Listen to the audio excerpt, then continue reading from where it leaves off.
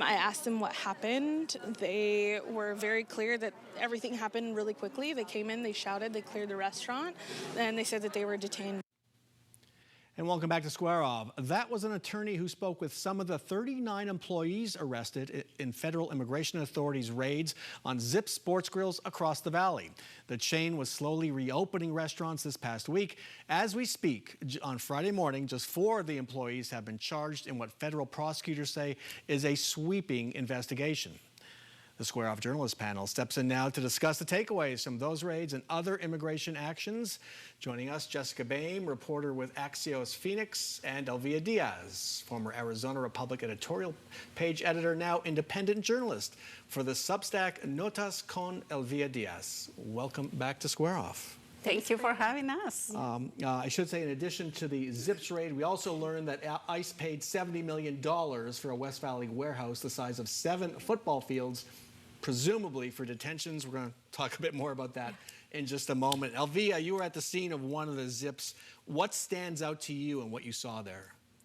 Well, they were doing their jobs from the beginning. They were coming out of the building when I arrived. But what is not normal, Bram, is the fact that I got to see up close and personal how masked people feel and interact with, well, in this case, they didn't interrupt, but I could see that it's unnecessary to do something like that. You know, the masking. The mask, you know. So we didn't know what was happening at the time. We didn't know if they actually had a search warrant or not. Now we know that they did. So now we know that they were doing their jobs. But again, is what has been happening with ICE across the country that makes this volatile and that makes it interesting. And that's why I ran to the establishment as soon as I knew they were there. What's interesting, and it's an important distinction to make, these were HSI, Homeland Security Investigations agents. The ERO, the removal office, are the folks we see in the streets. That's a different group of people from the ones you saw going into.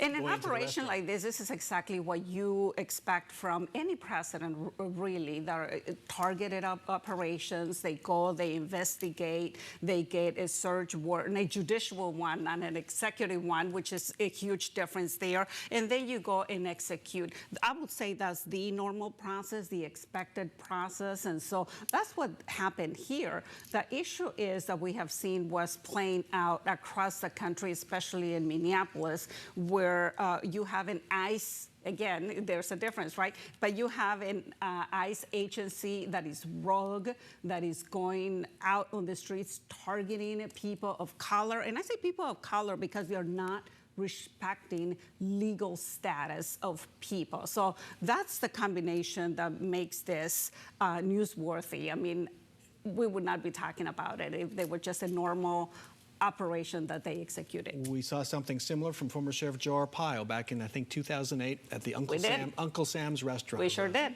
Total flashback this past week. What message do you think this sends to hospitality workers, to employers?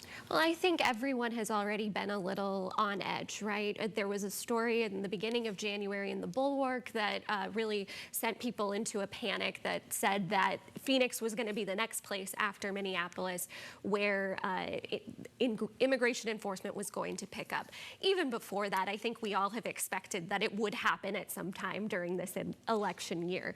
So when this happened, and yes, it was not in the U.S. Attorney's Office, originally was very clear, like, this is not an ICE sweep. And it wasn't in the traditional way that they just showed up at a random place and started checking papers, But right? they didn't provide enough information either. They would only say that it was a criminal investigation. That was it. That's all we need. Correct. And so what was difficult was we were all trying to understand in that moment what was going on, but we have since learned, like, obviously this has been almost a year-long investigation.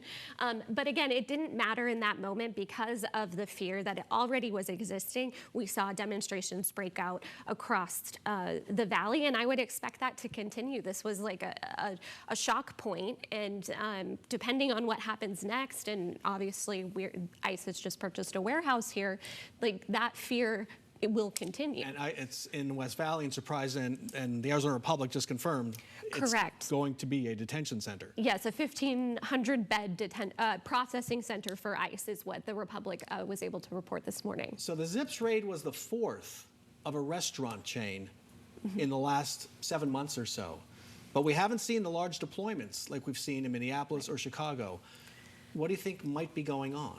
I don't think they have enough agents to actually send everywhere. So I believe that they are focusing on Minneapolis, Minnesota, but it is going to happen. And we don't know what kind of enforcement is going to be here in Arizona. But again, this is big news because of what ICE is doing elsewhere. We saw in Minneapolis where they killed 2 U.S. citizens. And then you have an entire establishment, the Republican Party, defending the officers and essentially blaming the victims all the time. So the only defense that you have as a citizen right now is your cell phone, is to record, and we as journalists to record what's happening, to tell the truth, and to tell what we see. So that's why you're going to be seeing a lot of people showing up to any of these operations. What fascinates me is what HSI is doing with these restaurant raids. It seems like it's going to test the theory that if undocumented workers are pushed out, American workers will rush in.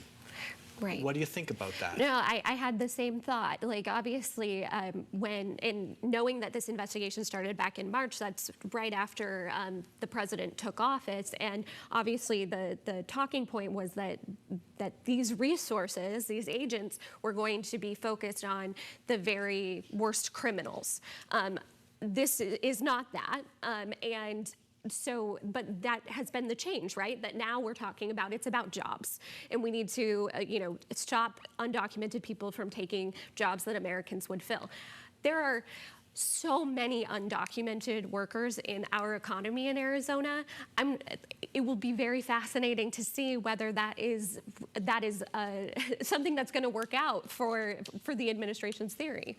I have always said that if you really want to crack down on illegal immigration, go after the employers. Really go after the employers and charge them because someone is hiring them, but we're not seeing that. We're seeing an agency targeting the workers, not the employers. So I would add, in the 3 other restaurant cases, they have gone after the employers. One was sentenced to 20 months in prison.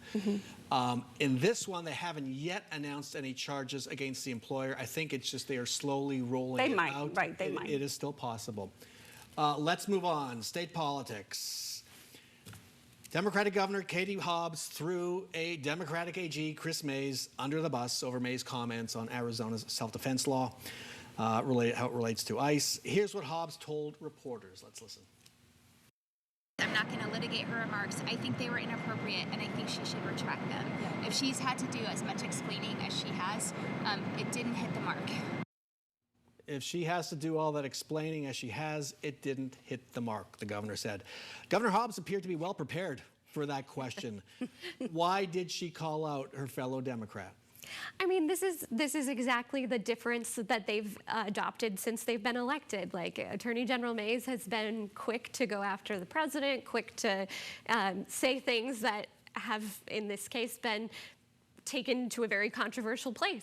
The governor has not, and I think that she is seeing all the heat. I mean, you spoke with Senator Kavanaugh earlier. She's seeing all the heat that the Attorney General is getting, and she's like, "This isn't my fight, and I'm not joining in with that." She's staying on that line. How do you She did not miss an opportunity to score political points here with potentially with moderate Republicans and defend cops essentially. So I don't think there is any love lost between Katie Hobbs and the Attorney General. But going back to the substance of the case, I still don't know exactly what the messaging was off. And you even tried to warn Kris Mayes right here. I remember seeing the clip. But one of the things that I will go back is that she stated a few facts. The law does exist. The situation is volatile. We have a state that is a gun-loving state for sure. So, but it was just a messaging, right? That didn't come off right. Obviously. Right. Just look at the reaction. But the governor says retract. I'm not sure what is she going to say, because if she already explained, and she's on the record and just gave Republicans something to use in a campaign video. Right, exactly. That's what it is. It's all politics. Real quick, Hugh Lytle, independent candidate. Does he have a chance? Yes or no? He's going to be fascinating. I have known him from social events. He is serious. He's smart. He has the money. I like serious competition in a democracy. So I'm excited to see him. Yes or no? I think it's going to be real tough. Real tough. Real tough. Got to end it there. Elvia Diaz, Jessica Boehm, thanks so much for joining us.